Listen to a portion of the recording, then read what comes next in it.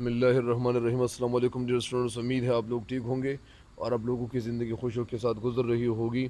तो ये एक और बंद की तशरीह के साथ हाजिर खिदमत हुआ हूँ और मुझे उम्मीद है कि आपने उस बंद की तशरीह भी समझ गई आप होंगी और आप होंगे और आप लोग इस्तेफ़ादा कर चुके होंगे। तो ये आइए बढ़ते हैं एक और बंद की तशरीह की तरफ। अगला बंद क्या है? अगला बंद ये है कि यूं गुलशनी फलक से सितारे हुए रवा, चुन ले चमन से फूलों को जिस तरह बागबा, आई बहार में गुली महताब पर खजा, मुरझा के गिर गए समर व शाखी कहकशा, दिखलाएं तूर बादी सहर ने समूम के, पजमुर्दा हो के रह गए गुंजे नजूम के। गुलशन के मानी है बाग, फलक के मानी है आसमान, और यह इसके मानी क्या बन जाते हैं? आसमान का बाग। सितारे हुए रवा, रवा मतलब यानी सितारों ने सफ़र शुरू किया।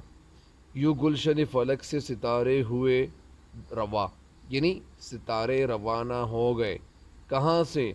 गुलशन फलक से, यानी गुलशन के मानी बाग और फलक के मानी आसमान, यानी आसमान का बाग। आसमान से सितारे रफ्ता रफ्ता रवाना हो गए। वो रवाना कुछ लोग कहते हैं कि रवाना होते, लेकिन कुछ लोग कहते हैं कि वो रवाना नहीं होते, वो आसमान ही में मौजूद होते हैं। चुन ले चमन से फूलों को जिस तरह बागबा, चुन ले यानी काट ले, चमन से बाग से, फूलों को जिस तरह फूलों को जिस तरह बागबा, माली, यानी जिस तरह माली वो चमन से बाग से फूलों को काटते हैं, गुलों को काटते नहीं काटते हैं। आई बहार में गुल महताब पर खजा, आई बहार में यानी बहार के मौसम में आई क्या? गुल, फूल, महताब, चांद, पर खजा, खजा के मानी यानी खजान का मौसम, पतझड़ का मौसम, वो मौसम जिसमें पत्ते झड़ते हो। तो आई बहार में यानी बहार के मौसम में आई क्या चीज़ आई? यानी बहार के मौसम में। गुल महताब पर खजा यानी गुल, चांद का महताब, महताब गुल यानी चांद का महताब। चांद किसे कहते हैं? महताब को। महताब की मानी चांद है। पर खजा मतलब यानी जो वो सितारे थे आसमान में, तो वो सितारे जिस तरह, ये मैं आपको समझाता हूँ। इसका मतलब ये है कि जिस तरह चमन में फूल होते हैं, तो जिस तरह चमन में जो फूल होते हैं, तो वो फूल लोग क्या करते हैं? माली उन फूलों को काटते हैं। कहाँ से काटते हैं? गुलों को काटते हैं, ख़त्म करते हैं, यानी उनको चुन लेते हैं। तो जिस तरह माली ने फूलों को चुन लिया, काट लिया, तो वो बाग तो वो खाली हो जाता है, फूल वो तो कम हो जाते हैं। तो जब कम हो जाते हैं, इसी तरह यानी आसमान में जो सितारे थे, तो वो सितारे भी फूलों की तरह, जिस तरह काली फूलों को यानी वो क्या काटते हैं? फूलों को वो हासिल करते, चुनते हैं, माली चुनते, ख़त्म करते, फूलों को काट काट के वो ख़त्म करते हैं, बाग से वो गुल ख़त्म हो रहे होते हैं। तो इसी तरह यानी जो रात का वक्त था, रात के वक्त जो सितारे थे, तो सितारे भी आहिस्ता आहिस्ता फूलों की तरह काटने लगे, यानी ख़त्म होने लगे। यही मतलब है सारे बंद का। मुरझा के गिर गए समर व शाख कहकशा, मुरझा जाना यानी ख़त्म हो जाना, गिर गए यानी वो गिर गए, ख़त्म हो गए। समर की मानी मेवा है, शाख कहकशा, कहकशा असल में सितारों की जो झुरमट होती है उसको क्या कहते हैं? उसको कहकशा कहते हैं। और इस कहकशा का मतलब क्या है? यानी कहकशा असल में, कहकशा बेशुमार जो छोटे छोटे सितारों की लकीर जो रात में सड़क की तरह वो आसमान पर वो दूर तक दिखाई देते हैं, सितारे जो दूर तक दिखाई देते हैं, तो उन छोटे छोटे सितारों को हम क्या कहते हैं? कहकशा। और ये एक रास्ता बना हुआ होता है और उसमें हमें छोटे छोटे सितारे नज़र आ रहे होते हैं, यह सितारों की झुरमट को भी कहते हैं। बहरहाल दिखलाएं मुरझा के गिर गए समर व का शाख का कहकशा, यानी मुरझा के गिर गए यानी मतलब शाखों से वो मेवा गिरने लगे, मतलब यानी वो जो आसमान में जो सितारे थे वो रफ्ता रफ्ता ख़त्म होने लगे। दिखलाएं तूर, तूर की क्या मानी? तूर एक पहाड़ का नाम है। और जब भी कोई शेर आ जाता है, और वो शेर का मतलब क्या होता है? ये सनती तलमीह इसको कहते हैं, यानी वो वाक़या जो शेर के दरमियान कोई शायर ले आता है, तो उस वाक़े को हम क्या कहेंगे? सनती तलमीह। सनत, सनत की तरह लिखा जाता है, सनत, تلمیح، تو یہ کوئی تاریخی واقعہ یا کسی حدیث کی طرف جب اشارہ کیا جائے تو اس کو کیا کہتے ہیں؟ صنعت تلمیح۔ تو اچھا، تو یہ اس کا یہ مطلب ہے، دکھلائیں طور باد ثمر نے سموم کے۔ سموم کسے کہتے ہیں؟ سموم اصل میں وہ گرم ہوا کو کہتے ہیں۔ دکھلائیں طور باد سحر نے، یعنی طور کا مطلب یعنی دکھلائیں بعد سحر، یعنی سحر کا بعد، صبح کا بعد، اور سموم یعنی کیا مطلب ہے؟ یعنی گرم ہوا۔ بجمردہ یعنی مرجھا جانا، ہو کے رہ گئے غنچے نجوم کے۔ نجوم کے جو ستارے جو تھے وہ رات کے وقت وہ جو غنچے اس کے بنے ہوئے تھے، تو وہ مطلب اس کا کیا ہوا کہ وہ ستارے بھی رفتہ رفتہ جانے لگے اور ختم ہونے لگے۔ مطلب اس کا یہ ہے کہ رات کا وقت ختم ہونے کو تھا، رات کا وقت ختم ہونے کو تھی، یعنی رات جا رہی تھی، ختم ہو رہی تھی، اور یعنی مطلب سورج طلوع ہو رہا تھا، اور سورج طلوع ہونے کے بعد جتنے ستارے موجود تھے آسمانوں میں، وہ آسمان میں جتنے بھی ستارے موجود تھے وہ سارے کے سارے رفتہ رفتہ ختم ہونے لگے۔ مطلب یعنی سورج کی روشنی جب پھیل گئی آسمان میں جب سورج کی روشنی پھیل گئی تو ظاہری بات ہے کہ اس کے سامنے پھر ستارے کیسے رہ سکتے ہیں؟ ستاروں کی روشنی تو وہ پھر ختم ہو چکی ہوگی نا، ختم ہو جاتی ہیں۔ تو اسی طرح اس کا یہی مطلب ہے۔ اس شعر کی اس بند کی تشریح میں آپ کے سامنے رکھ دیتا ہوں تاکہ آپ کے ذہن میں یہ مکمل طور پر بیٹھ جائے۔ شاعر اس شعر میں بڑی خوبصورت منظر نگاری پیش کرتے ہیں۔ منظر کے معنی ہے نظروں سے جو جگہ ہمیں دکھائی دیتے ہیں اس کو منظر کہتے ہیں۔ نگاری کا مطلب یہ نہیں لکھنا۔ تو شاعر اس شعر میں خوبصورت منظر نگاری کا یہ ایک مرقع پیش کرتے ہیں، خوبصورت طریقے سے منظر نگاری پیش کرتے ہوئے کہتے ہیں کہ وہ کہنا کیا چاہتے ہیں، یعنی انیس کے کلام کی جو جان ہے، یعنی مطلب یہ منظر نگاری ان کی کلام کی جان ہے، ہر منظر یعنی مطلب اصل سے زیادہ خوبصورت بنا کر پیش کرتے ہیں۔ اس بند میں شاعر نے فلک کو گلشن اور ستاروں کو پھولوں سے تشبیہ دی ہے۔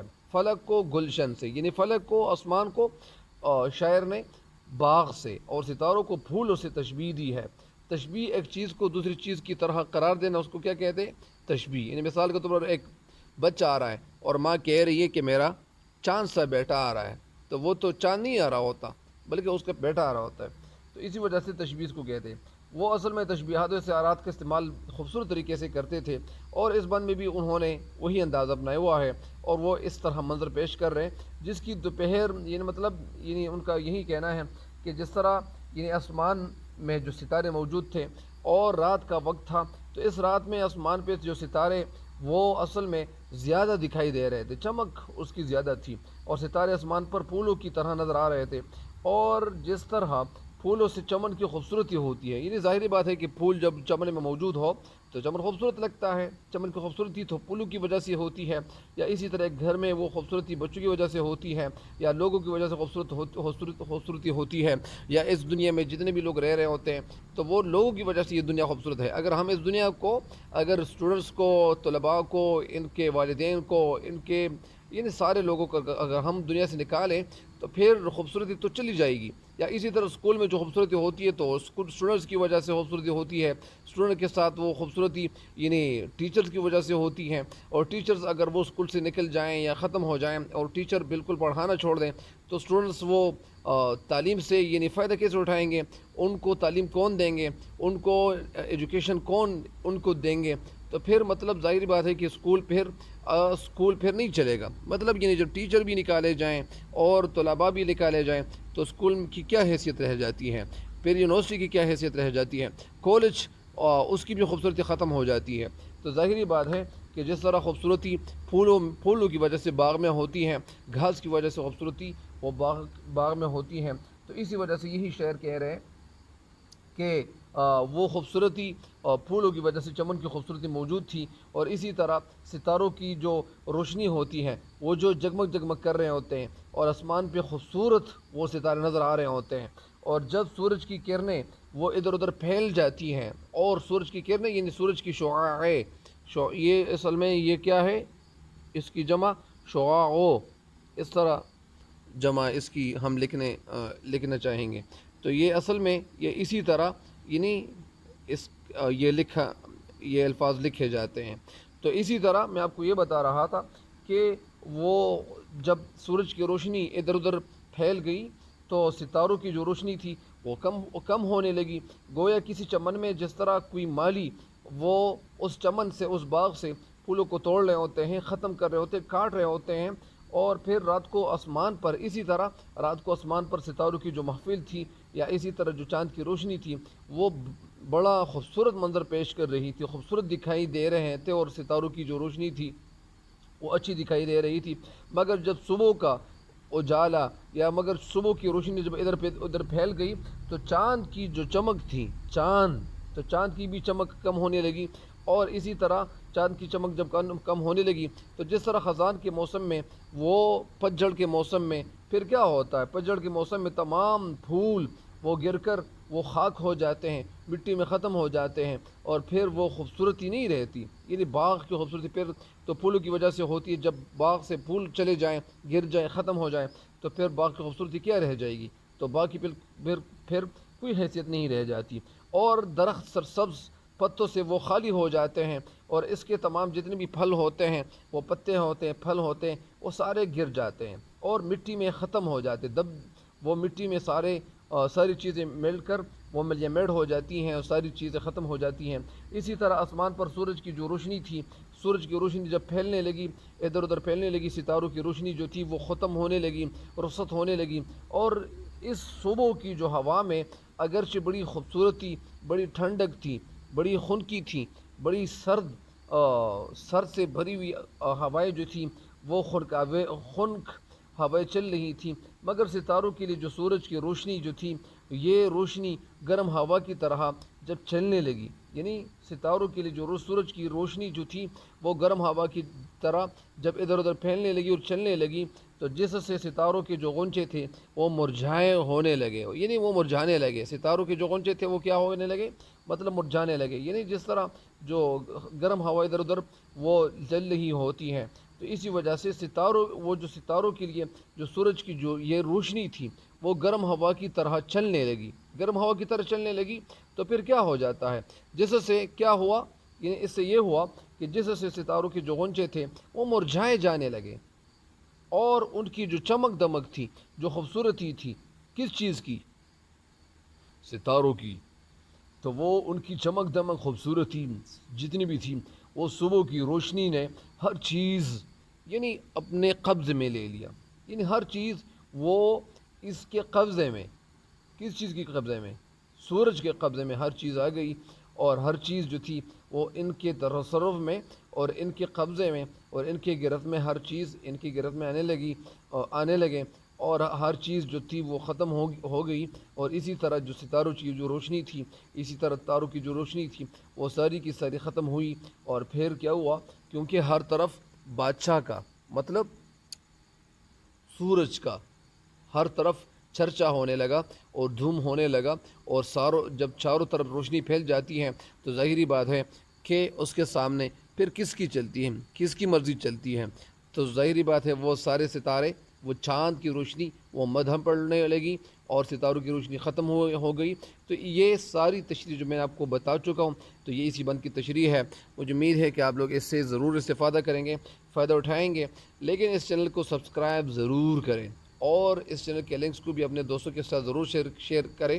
اور یہ کبھی یعنی بخل سے کام نہ لیں. مطلب اس کا یہ ہے کہ جب آپ اس سے فائدہ اٹھا رہے ہو تو یہ مسلمان کا بھائی ہے، المسلم اخو المسلم. اور اسی طرح اللہ تعالیٰ کا یعنی ارشاد ہے، اعوذ باللہ من الشیطان الرجیم، بسم اللہ الرحمن الرحیم، انما المؤمنون اخوۃ، بے شک مومن، یعنی بے شک مؤمنون مومن، اخوتن یعنی بھائی ہے، یعنی المسلم اخو المسلم، مسلمان کا بھائی ہے. تو اسی وجہ سے یعنی ایک دوسرے کے لیے پیار کا، محبت کا جذبہ رکھنا چاہیے، اور ایک دوسرے کو فائدہ ضرور پہنچانا چاہیے. کیونکہ جب ہم کسی کے حوالے سے اچھی سوچ رکھنے والے جب ہم ہوں گے، ہمارے ذہنوں میں جو سوالات اٹھتے ہیں، یا اسی طرح جب ہم پازیٹیو سوچیں گے اپنے دوستوں کے لیے، اپنے بھائیوں کے لیے، دوسرے لوگوں کے لیے، تو ظاہری بات ہے کہ وہ دوسرے لوگ بھی ہمارے لیے پازیٹیو سوچ رکھیں گے. ان کو جب فائدہ پہنچائیں گے تو دوسرے لوگ بھی ہمیں فائدہ پہنچائیں گے. تو اسی طرح یہ زندگی گزرتی جائے گی، اور ہم سارے لوگ یعنی خوبصورت طریقے سے زندگی گزارتے جائیں گے. اور انشاءاللہ مطلب یعنی ہم سے ایک دوسرے کو فائدہ پہنچانا چاہیے. جیسا علامہ اقبال رحمۃ اللہ علیہ ایک جگہ فرماتے ہیں کہ ہیں لوگ وہی جہاں میں اچھے، آتے ہیں جو کام دوسروں کے. اور ایک شعر اور ہے، رکھتے ہیں جو اوروں کے لیے پیار کا جذبہ، رکھتے ہیں جو اوروں کے لیے پیار کا جذبہ، وہ لوگ کبھی ٹوٹ کر بےکرانی ہی کرتے. اور ایک شعر اور ہے کہ خدا کے بندے ہیں تو ہزاروں، بنوں میں پھرتے ہیں مارے مارے. بنو یعنی جنگل کو کہتے ہیں. بنو کیسے کہتے ہیں؟ جنگل کو کہتے ہیں. بنو میں پھرتے ہیں مارے مارے، میں اس کا بندہ بنوں گا جس کو خدا کے بندوں سے پیار ہوگا. یہ علامہ اقبال رحمۃ اللہ کا یہ شعر بھی ہے. مجھے امید ہے کہ اس بند سے آپ ضرور استفادہ کرو گے اور اس بند کی تشریح انشاءاللہ آپ اس سے فائدہ اٹھائیں گے. تب تک کے لیے میں اجازت چاہتا ہوں. اللہ نگہبان.